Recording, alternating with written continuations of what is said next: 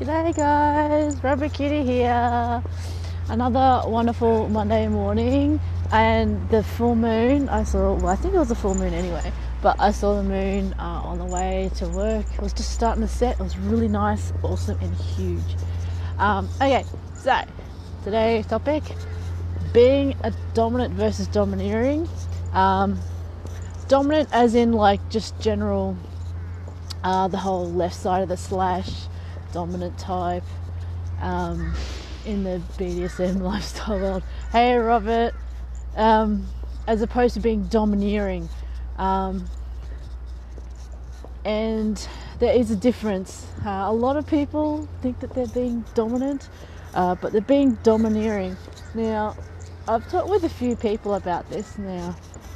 A lot of them dominants, quite a few like to, show off, fling their weight around. That's fair enough for them. But for a lot of them agree that being a dominant doesn't necessarily mean you do that. Being a dominant means that you kind of own your space. Like, you will see some people who, no matter where you go, some people will take the time to actually go out and talk to them. They may not look all that impressive. They may look quite unassuming, and you think, oh my god, what is the draw? What is this? I don't get it. And the whole thing is, well, there's obviously something about them that makes sure that they own their space, and that they don't have to yell, scream, order, or do anything like that to get what they want. They'll either, number one, do it themselves because grown-ass people, or they will ask quietly but firmly. Notice I say they will ask. They don't have to say do it, but they will ask in such a way that it is actually kind of like an order. And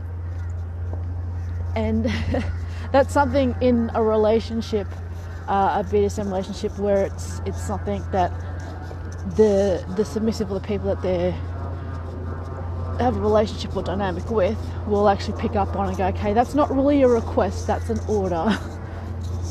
And it's really subtle, and not a lot of people will kind of get that, particularly in this day and age. And being domineering is kind of like the opposite, where continually ordering, throwing your weight around.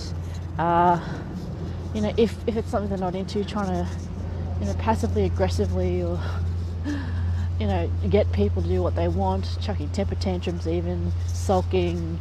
Although I wouldn't really call that a dominant behaviour.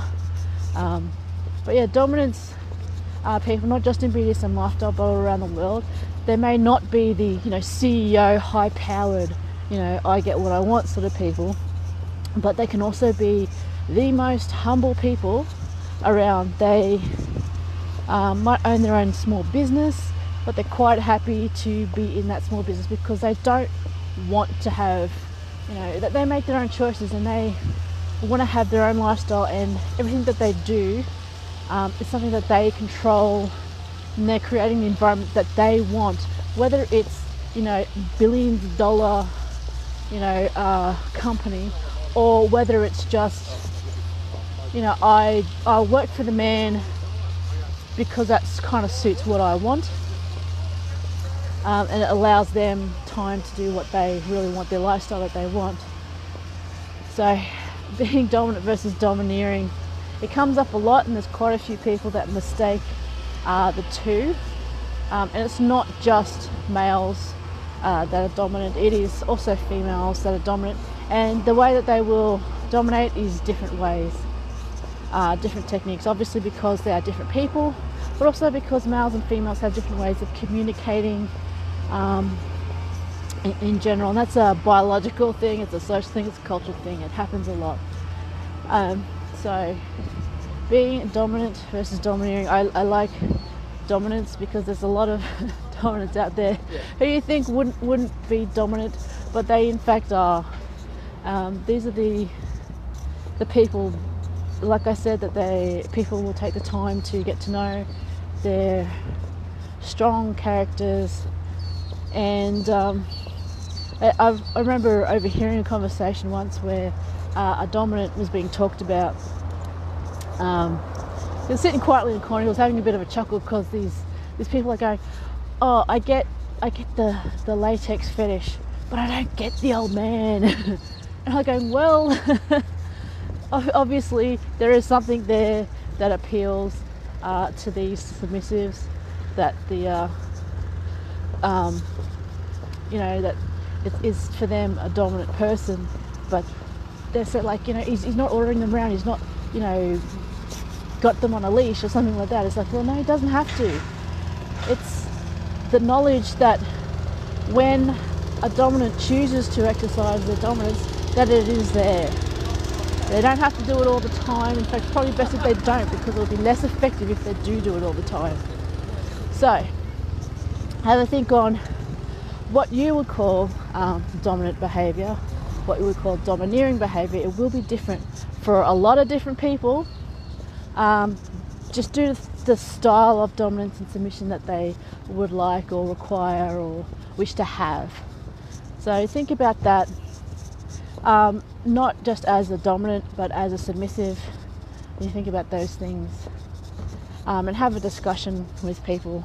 They don't have to be exact matching for a good dynamic to happen, but there's just enough of an overlap, and this will change and evolve as you grow into the dynamic. And as dominant types, it may, as I said before, be temporary, topping, all the way to like a full-on 24/7 dynamic relationship. And a lot of this happens all the time. You see it all the way around you. Dominant behaviour, domineering behaviour, submissive kind of behaviour. I don't care what a lot of people say. It says, "Oh, I'm dominant 24/7 in my little pinky." It's people saying, "Oh, don't ever let anyone tell me what I'm going to do." Really, there's like government taxes and stuff like that. There's things that you have to do in life that you don't like. So in essence, in regards to that, you're actually being dominated because you're doing something that you really don't like, but you can also choose in which way to do it. And so that's the thing about being dominant behaviour, is that even though there's things that they don't like to do, they realise that they can actually do it in a way that is less impactful on them and their lifestyle and what they want to do. Anyway, I think I've rambled on enough. So think about those questions. Think about things that you would like to bring into it. And have a good Monday. It's really sunny here. Had a nice full moon. Hope you guys enjoyed the full moon if you haven't seen it yet. Or will, enjoy it. Anyways, catch you guys later. See ya.